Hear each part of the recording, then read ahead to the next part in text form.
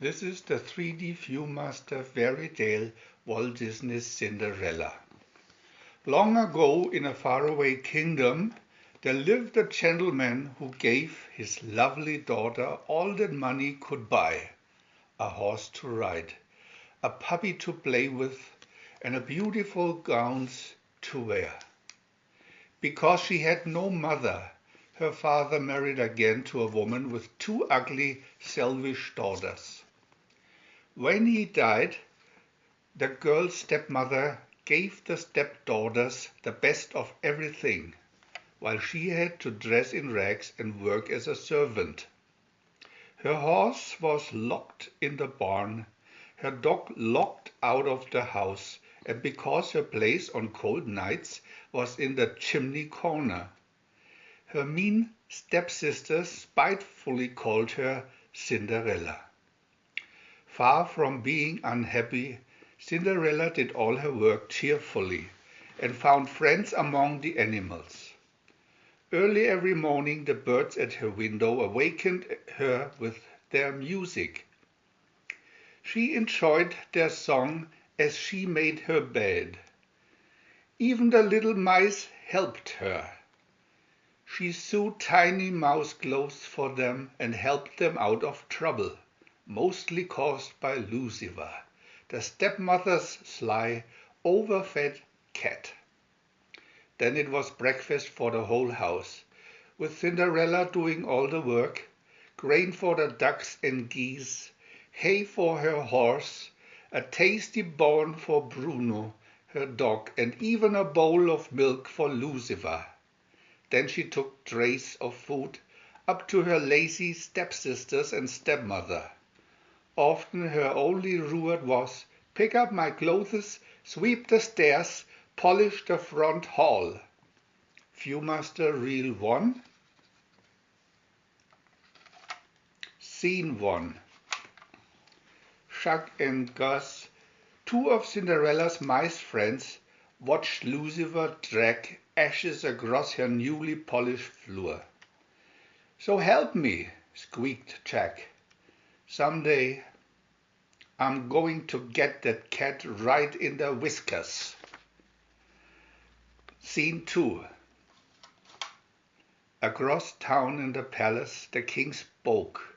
It's high time my son was married. A little patience, said the Grand Duke.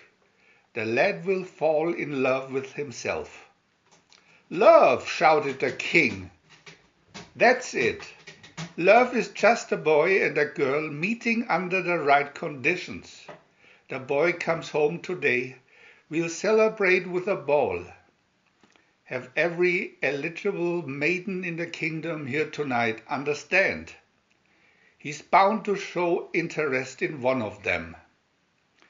By royal command, all eligible maidens are to attend a ball at the palace in honor of His Royal Highness the Prince, read the stepmother.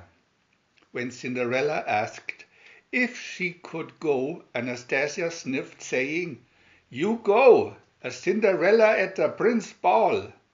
And Drusilla just snorted, I'm one of the family.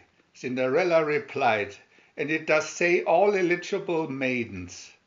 You can go, said her stepmother slyly, if your work is done and you can find something to wear. Scene 3.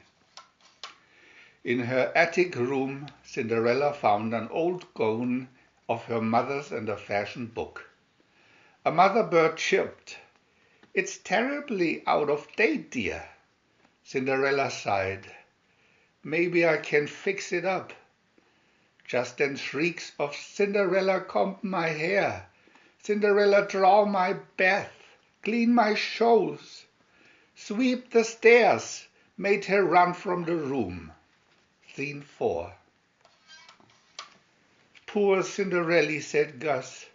They'll keep her so busy. She'll never get ready for the ball. We can do it ourselves, cried the mother bird. But we'll need a lot of clothes and pretty things. Needle and thread, scissors, and a sash discarded by Anastasia. Buttons and Drusella's broken bits were flown, pushed and rolled upstairs. Then the work began. Stitching took teamwork. Cutting was a two-mouse operation. The air was full of thread, flying bows and mouse lifts as the dress was refashioned. Scene 5. All of Cinderella's work was done. Everyone was ready to go, but it was too late to fix her own dress. Slowly she went up to her room to find, surprise! "Here's your dress for the ball," cried the mice and birds. "Hurry, the coach is at the door." Thanking her little friends, she put on the dress and ran down the stairs calling, "Wait for me." Scene 6. "Mother, she just can't go," cried the stepsisters. "We did make a bargain," said their mother. "Look, Drusilla, how cleverly she's used the beads." "My beads!" yelled Drusilla, snatching them off. Anastasia cried, "You stole my sash," and began to tear off handfuls of sash and ribbon from the dress. Cinderella looked down at her ruined gown and ran out into the garden, her dreams shattered. Scene 7. As she lay sobbing, dancing lights streamed into the garden and took form as a sweet little lady. "Dry your tears, Cinderella," said a soft voice.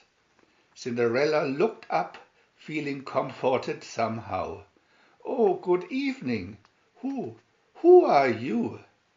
"I'm your fairy godmother, here to get you ready for the ball. First I'll need a pumpkin." Viewmaster Reel 2.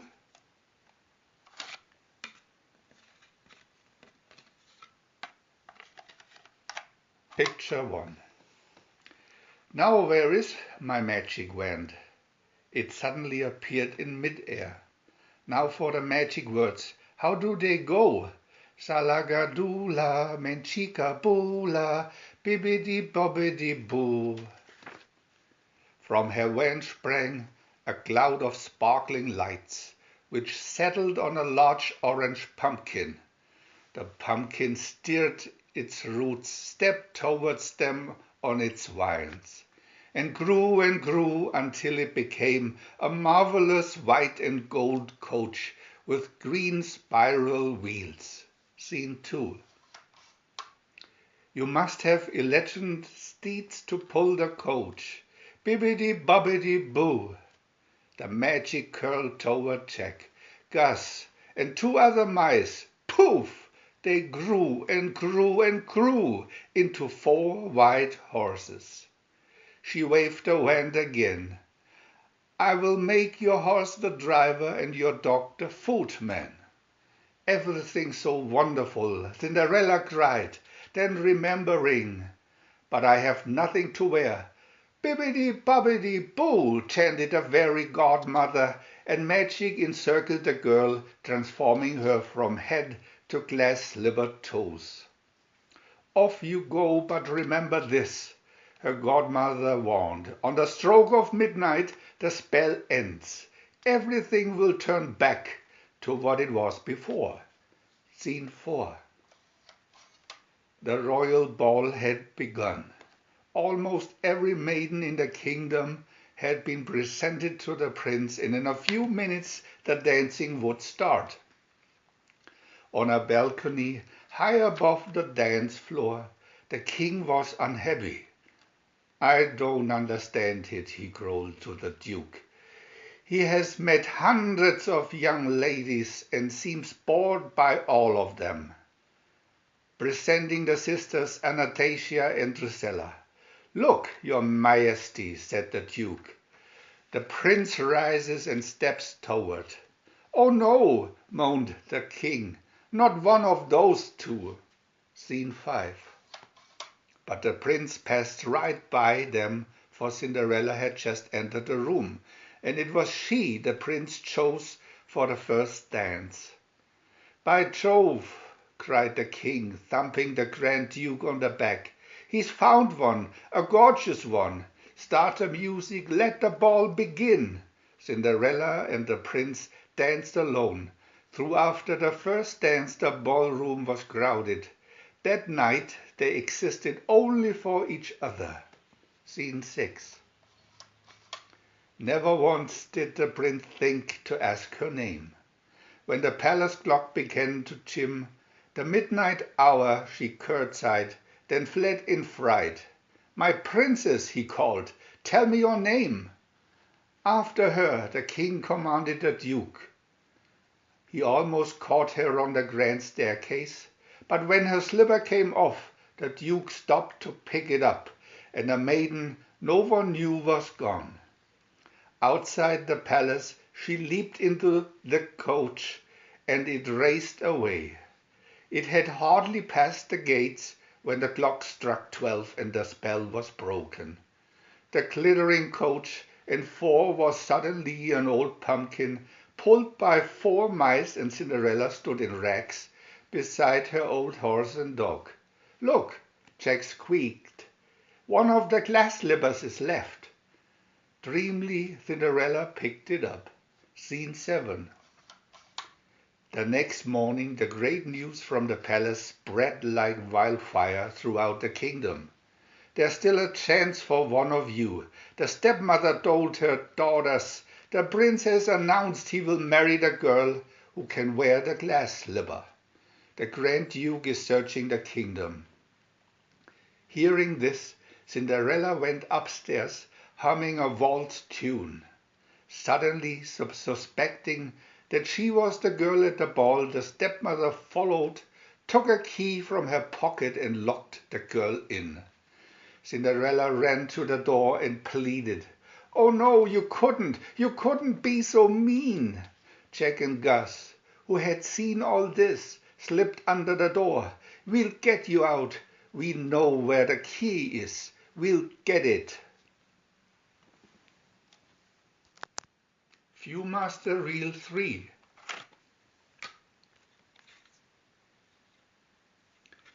Scene 1.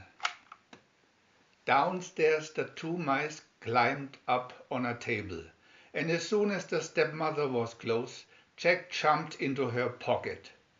Gus uncorked his tail on a coffee urn and leaned far out to take the key from Jack. Then step by step they heaved and hauled the big key up 2 flights of stairs to Cinderella's room. Scene 2.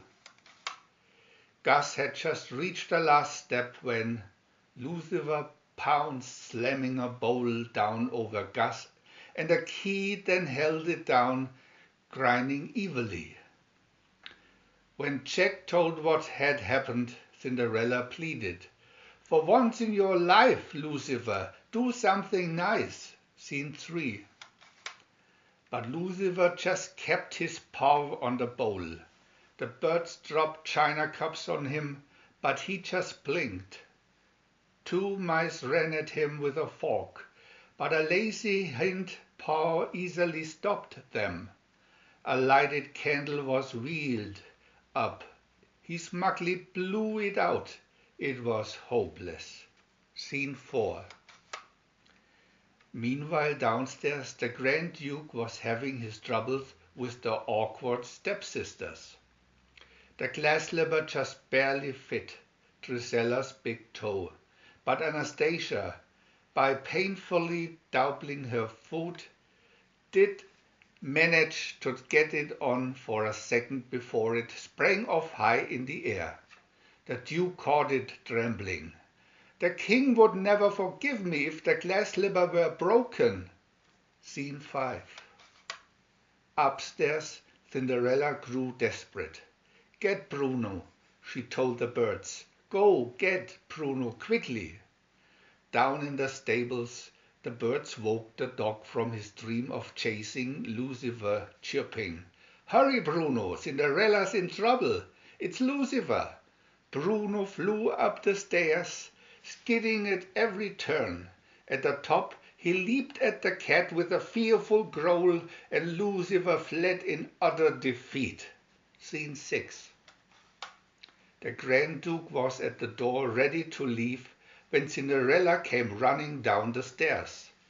"Please, your grace," she asked, "may I try on the glass slipper?" "Don't be ridiculous," scoffed Drusilla. "She's out of her mind," Anastasia sniffed. "Pay no attention to her," said the stepmother. "It's only Cinderella, sort of a servant." "Madam," insisted the Duke, "my orders are to try the shoe on every maiden in the kingdom." As the Duke carefully removed the glass slipper from the velvet cushion held by his servant, the stepmother slyly tripped him, and the slipper fell on the marble floor, breaking into 1,000 pieces. "Oh, what will the king say?" wailed the Duke. "Never mind," said Cinderella. "Perhaps this will help." She reached into her apron pocket and brought out, to the stepmother's dismay, another slipper, exactly like the one that had been smashed. Delighted, the Duke tried it on Cinderella's foot and found it fitted perfectly. The Grand Duke escorted Cinderella back to the palace, where both the prince and his father were overjoyed to see her. Scene 7. That very day, the most wonderful wedding in the history of the kingdom made Cinderella into a real princess and the happiest girl in the world. As Cinderella rode away in the coach of the prince on their honeymoon trip, the mice and the birds who had attended the wedding cheered and waved. "What are you crying for?" Jack asked Gus. "We aren't losing Cinderella, you know. We're all moving into the palace with the king."